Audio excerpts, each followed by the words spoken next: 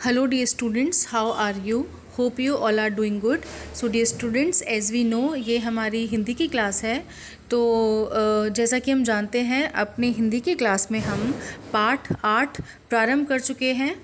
तो पाठ 8 का नाम क्या है? पाठ 8 का नाम है यह सबसे कठिन समय नहीं। इस पाठ की लेखिका या कवयित्री हैं जया जादवानी। हम सभी जानते हैं इस पाठ का भावार्थ क्या है, क्योंकि हम इस पाठ का भावार्थ पढ़ चुके हैं, इस पाठ का अध्ययन कर चुके हैं।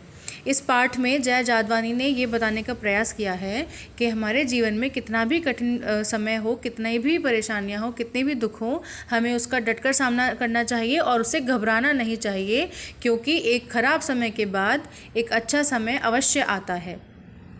इसीलिए हमें अपने जो बुरे वक्त है, बुरे समय में, उसके बाद उससे सामना करके अच्छे समय की प्रतीक्षा करनी चाहिए, क्योंकि एक ख़राब समय के बाद अच्छा समय ज़रूर आता है।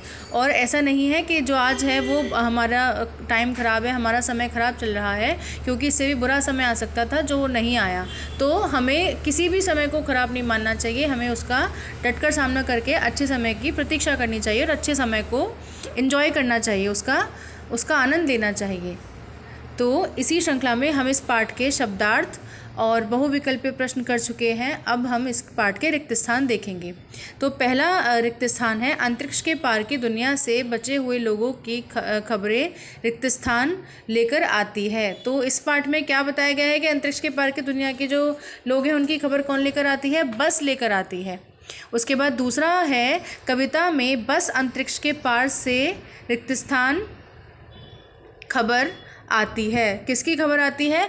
बचे हुए लोगों की खबर आती है।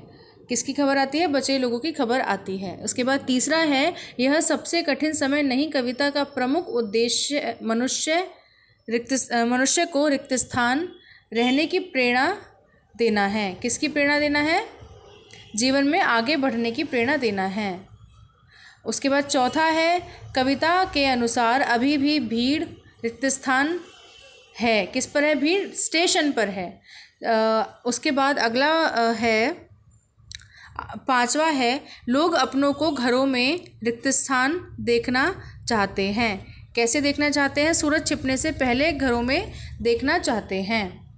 उसके बाद छठा है, कथा का आखिरी हिस्सा रिक्त स्थान को माना जाता है। किसको माना जाता है? दुनिया के तमाम बच्चों को माना जाता है।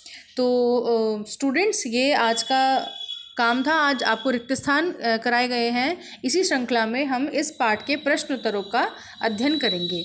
धन्यवाद।